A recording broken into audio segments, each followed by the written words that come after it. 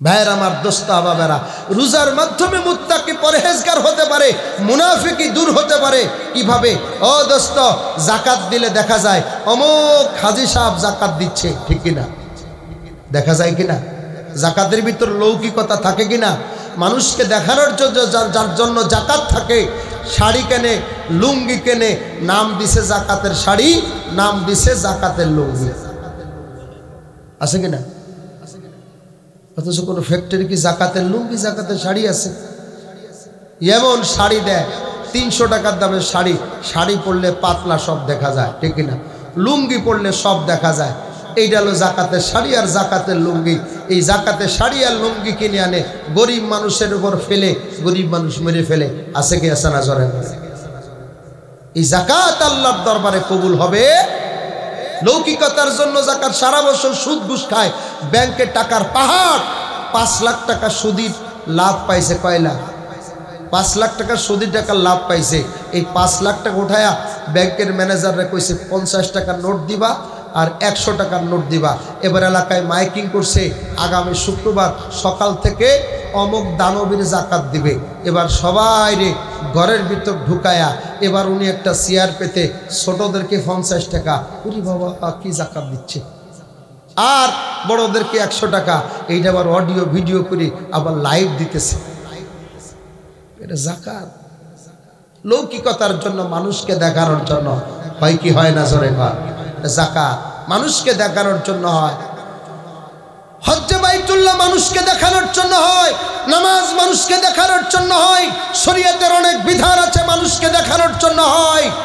রোজা এমন একটা ইবাদত, এটার মানুষকে দেখানোর জন্য করা সম্ভব না। কথা বলেন, কথা বলেন। রোজা কি মানুষকে দেখানো যে আমি রোজা রাখছি কি রাখছি না?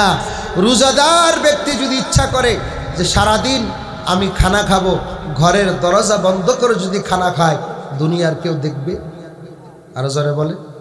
যদি বউ বাড়ির থেকে তাড়ায় দেয়, ডুব দিয়া পুকুরের ভিতরে যায় 1 গ্লাস পানি খেলাইছে, আছে কি আছে না?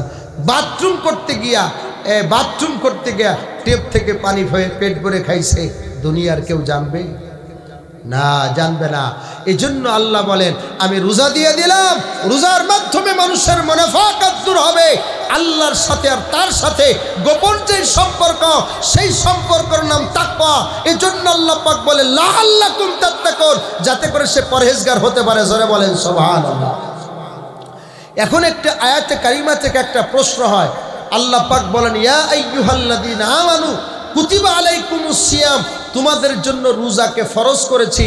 এখন একটা প্রশ্ন আপনাদের হতে পারে, বলে আল্লাহ পাক নামাজের বিধান দান করেছেন, আল্লাহ পাক হজের বিধান দান করেছেন, আল্লাহ পাক পর্দার বিধান দান করেছেন, অনেক বিধান দান করেছেন, আল্লাহ পাক রোজার বিধান দান করেছেন। তো আগের জামানায় এরকম ভাবে নামাজ ছিল, আমাদের নবীর জামানায় নামাজ আছে। আগের জামানায় জাকাত ছিল, আমাদের নবীর জামানায় জাকাত আছে। আগের জামানায় রোজা ছিল, আমাদের নবীর জামানায় রোজা আছে। কিন্তু নামাজের ক্ষেত্রে তো বলে নাই হে ঈমানদারগণ আকিমুস সালাহ, তোমরা নামাজ পড়ো, আমি তোমাদের জন্য ফুরিজা আলাইকুমুস সালাহ, তোমাদের জন্য নামাজ ফরজ করেছি, কামা ফুরিজা আলাল্লাযিনা মিন ক্বাবলিকুম, যেমনি ভাবে তোমাদের পূর্ববর্তীদের জন্য নামাজ ফরজ করেছিলাম। এমনটি আল্লাহ পাক বিধান দেন নাই। কি বলেন দেশে? যে তোমাদের উপর যাকাত ফরজ করেছি, যেমনি ভাবে পূর্ববর্তীদের উপর ফরজ করেছিলাম, এভাবে আল্লাহ পাক বলেন নাই, ঠিক কিনা? কিন্তু রোজার ক্ষেত্রে আল্লাহ পাক বলছে তোমাদের উপর রোজা ফরজ করেছি, যেমনি ভাবে তোমাদের পূর্ববর্তীদের উপর রোজা ফরজ করেছিলাম। সুবহানাল্লাহ বলেন। কষ্ট হচ্ছে আপনাদের? কি কষ্ট হয়? একটু মনোযোগ সহকারে শুনতে হবে, তাহলে এটার প্রশ্নের জবাব কি হবে। এবার আসুন, আল্লাহ পাক রব্বুল আলামিন এটা কেন বললেন যে তোমাদের উপরে হে ঈমানদারগণ, হে নবীর উম্মতেরা, তোমাদের উপর আমি আল্লাহ রোজা ফরজ করেছি, যেমনি ভাবে তোমাদের পূর্ববর্তীদের উপর ফরজ করেছিলাম। এ দোস্ত, এই প্রশ্নের জবাব বোঝার জন্য ছোট্ট একটা উদাহরণ নিই। আপনাদের চৌগাছায় উপজেলা স্বাস্থ্য কমপ্লেক্স হাসপাতাল আছে কিনা? কথা বলে আসে না? উপজেলা স্বাস্থ্য কমপ্লেক্সে আপনাদের এই জগন্নাথপুরের একজন আল্লাহর বান্দা, উনি অসুস্থ, উনি পড়ে যে মনে করেন হাত পা ভেঙে গেছে, উনি চিৎকার মারতেছে, উনি মনে করতেছে এই চৌগাছার ভিতরে আমার থেকে মনে হয় আর অসুস্থ দুনিয়ার আর কেউ, কি বলেন, সেটা মনে করে কাঁদতে কাঁদতে চিল্লাইতে চিল্লাইতে যাইতেছে। এখন যেই উনি হাসপাতালের বেডে গেছে, যায় দেখে এক লোকের ঠ্যাংটা কেটে গেছে, ঠ্যাংই নাই, আবার এক লোকের শরীর পুড়ে, সমস্ত শরীর পুড়ে গেছে, এখন বাঁচবে না।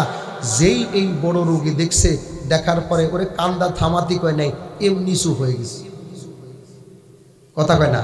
এখন নিজের থেকে বলতেছে, আল্লাহ আমি কি এটা রোগী নাকি?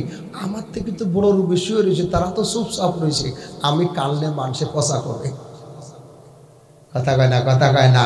এই জন্য অটোমেটিকলি কান্না বন্ধ হয়ে গেছে। তো ঠিক আল্লাহ রাব্বুল আলামিন উম্মতে মুহাম্মাদীকে বলে, ও উম্মতে মুহাম্মাদী, তোমাদের উপর আমি আল্লাহ রোজা ফরজ করেছি। তোমরা শীতকালের বেলাও রোজা রাখো, গরমকালের বেলাও রোজা রাখো।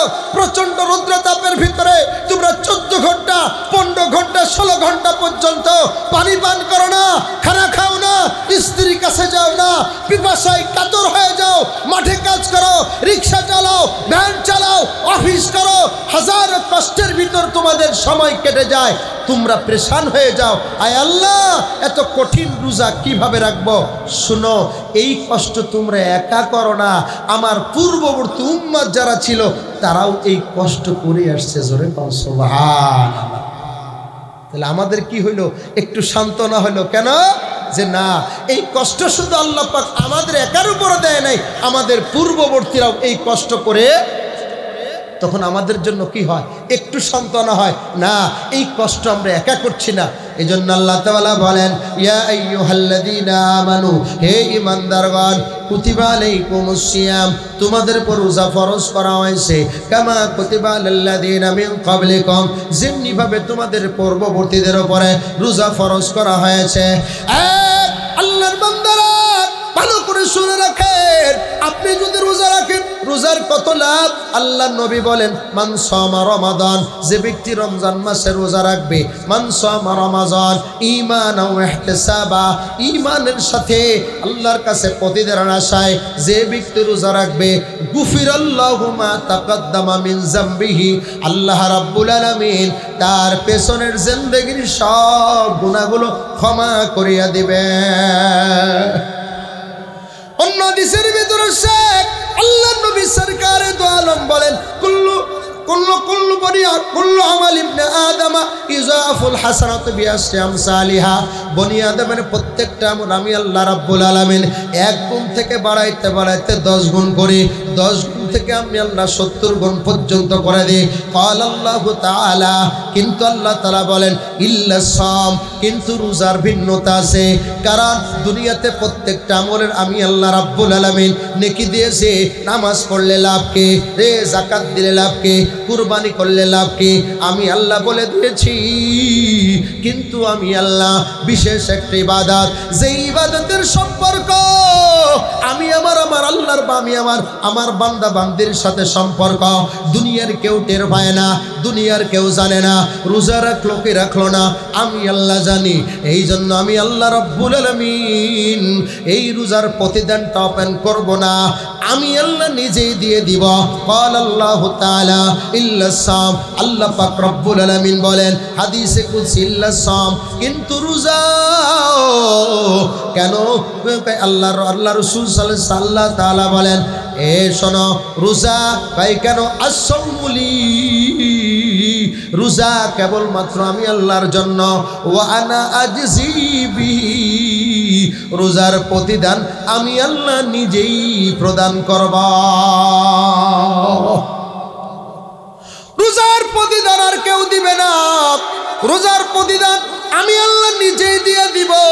এখন আপনাদের প্রশ্ন হয়, হুজুর রোজার প্রতিদান আল্লাহ দিবে, তাহলে সেই প্রতিদানটাকে আমরা দেখতে চাই, প্রতিদানটাকে আমরা জানতে চাই।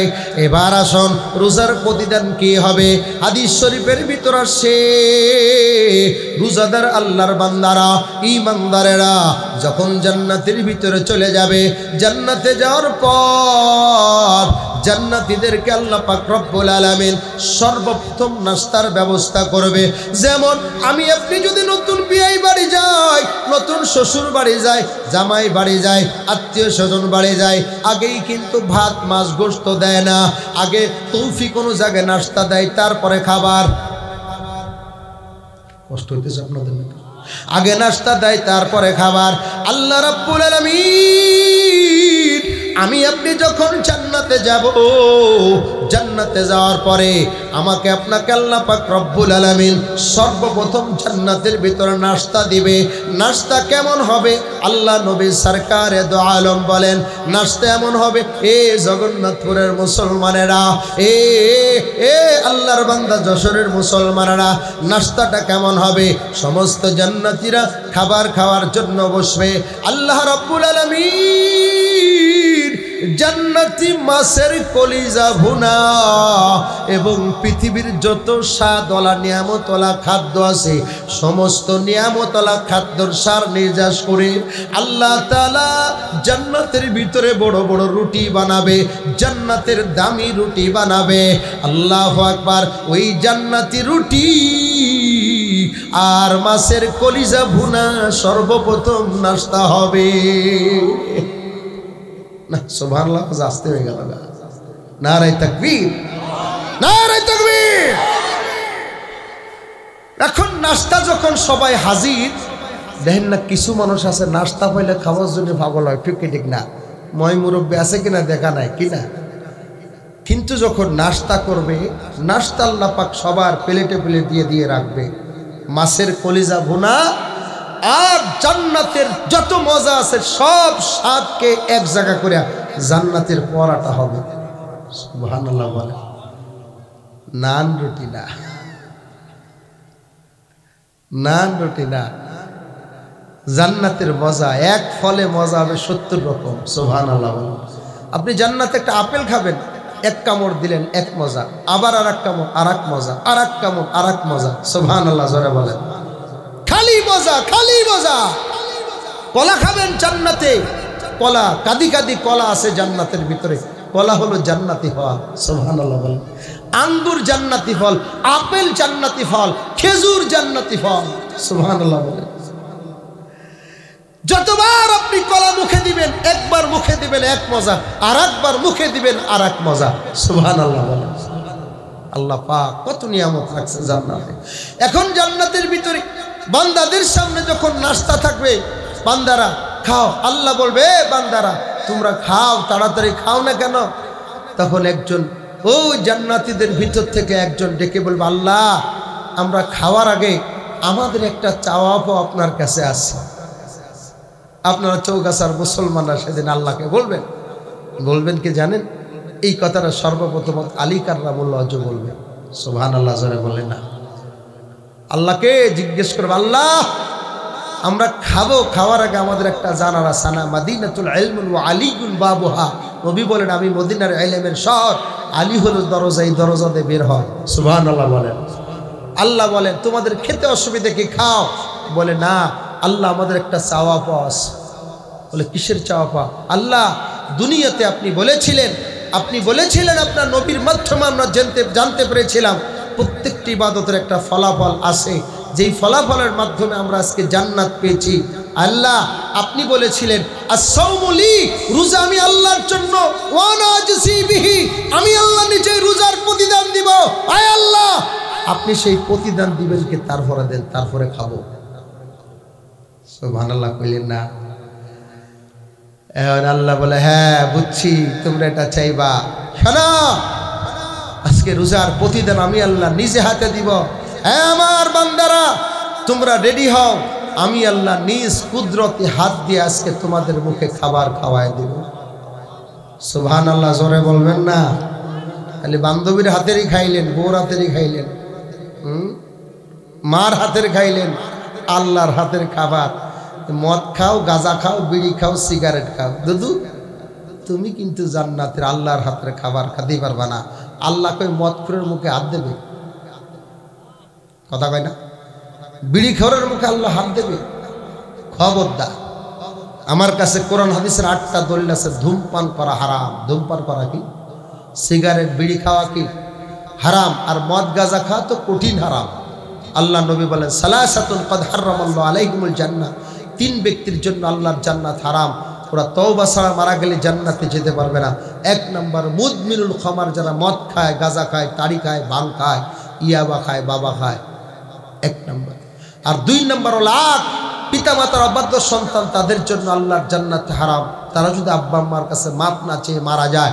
আর 3 নম্বর দায়ুসুল্লাযী ইয়াকিরু ফি আহলিল খাবাস, দায়ুস ব্যক্তি, তার ছেলে সন্তান গুনাহে কবিরা করে, স্ত্রী গুনাহে কবিরা করে, স্বামী কিছু বলে না, মেয়ে গুনাহ কবিরা করে, বাবা কিছু বলে না, মা কিছু বলে না, বড় ভাই কিছু বলে না, তারা দায়ুস, তারা আল্লাহ পাকের জান্নাতে যাবে। বাবা, আজকে আপনার মেয়েটা কলেজে পড়ে বেপরদায়, আপনি একটু বোরকা পরার কথা